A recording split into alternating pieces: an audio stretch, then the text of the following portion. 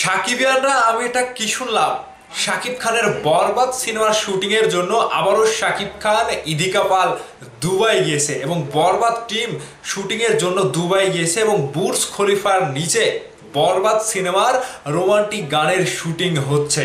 তাহলে এই খবরটি শোনার পরে আপনাদের মনে অবশ্যই প্রশ্ন জাগছে যে যেই সিনেমাটি শুটিং শেষ সেই সিনেমাটি আগামী ঈদে মুক্তি পাচ্ছে, সেই সিনেমার গান রিলিজ হয়েছে, পোস্টার রিলিজ হয়েছে, সব কিছু রিলিজ হওয়ার পরে বরবাদ টিম আবারও কেন দুবাই এবং শুটিং করছে? তাহলে কোন শুটিং বাকি বিস্তারিত আলোচনা করব। ভিডিওতে একটি লাইক দিয়ে সম্পূর্ণ ভিডিওটি দেখতে থাকুন। চ্যানেলে কিংবা পেজে নতুন হয়ে থাকলে চ্যানেলটি সাবস্ক্রাইব করবেন এবং পেজটি ফলো দিয়ে পাশেই থাকবেন। আমি ভাবতে পারিনি যে আজকে এরকম একটা নিউজ আমরা পাবো, আর সেই নিউজটা আমাদেরকে দিয়েছে বরবাদ সিনেমার যিনি মেকআপ ম্যান অর্থাৎ অমিত অম্বারকর দাদার সাথে আমার একটু কনভারসেশন হয়, দাদার সাথে কথাবার্তা হয়েছে। দাদা আজকে তার স্টোরিতে একটা স্টোরি দিয়েছে দুবাইয়ের বুর্জ খলিফার নিচে থেকে তিনি একটা স্টিল পিকচার এবং নিচে লেখা আছে বরবাদ, মানে বরবাদের শুটিংয়ে তারা দুবাইয়ে অবস্থান করছে। তো আমি অমিত অম্বারকর দাদাকে মেসেঞ্জারে নক দিলাম যে দাদা কি দুবাই, আপনারা কি বরবাদের শুটিং করছেন? দাদা আমাকে রিপ্লাই দিয়েছে ইয়েস। জাস্ট এই ইয়েস পাওয়ার পরে আমি ভাই রীতিমতো অবাক, একেবারে কনফার্ম হয়ে গেলাম যে হ্যাঁ, বরবাদ টিম এই মুহূর্তে দুবাই অবস্থান করছে এবং বুর্জ খলিফার নিচে বরবাদের রোমান্টিক গানের শুটিং হচ্ছে। আর এই রোমান্টিক গানটা আমার যতটুকু মনে হচ্ছে যে বরবাদের দ্বিধা গানটি খুব বেশি একটা সাড়া ফেলতে পারেনি এবং দর্শকের ভেতরে একটা নাড়া দিতে পারেনি। যে নাড়াটা দিয়েছে অন্য একটা সিনেমার গান, আমি সেই সিনেমার গানটির নামটা বলছি না, তবে কি সেজন্যই দুবাইয়ে তারা আবারও নতুন করে রোমান্টিক গানের শ্যুট করতে গিয়েছে? ভাই এখানে প্রশ্নের সম্মুখীন হচ্ছে মেহেদী হাসান হৃদয়।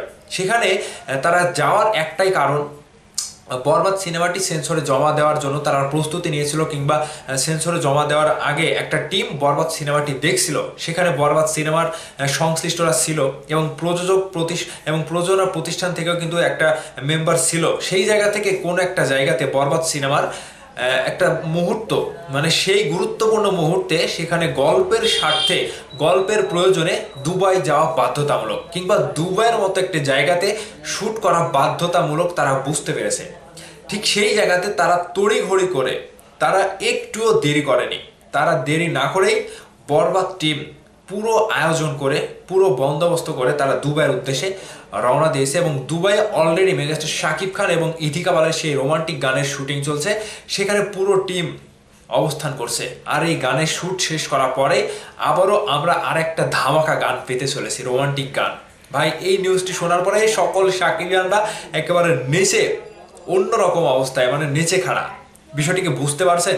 যেই সিনেমার গান, যেই সিনেমার যেই সিনেমাটি ঈদের জন্য মুক্তি পাবে, সেই সিনেমার গান আবারও নতুন করে শ্যুট করা হচ্ছে।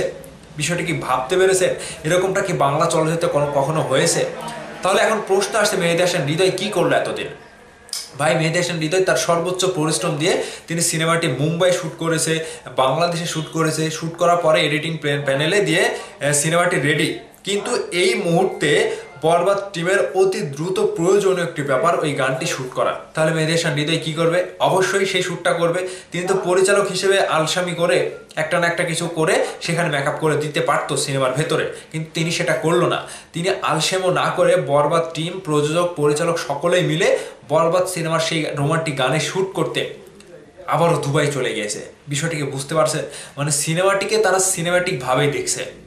গোজা মিল দিয়ে স্টুডিওতে একটু কাটছাট করে আরেকটা শট লাগিয়ে দিয়ে সেখানে মেকআপ করতে পারতো, কিন্তু তারা করলো না। তারা দুবাইয়ের মতো জায়গাতে চলে গেল। বিষয়টিকে ভাবতে পেরেছেন?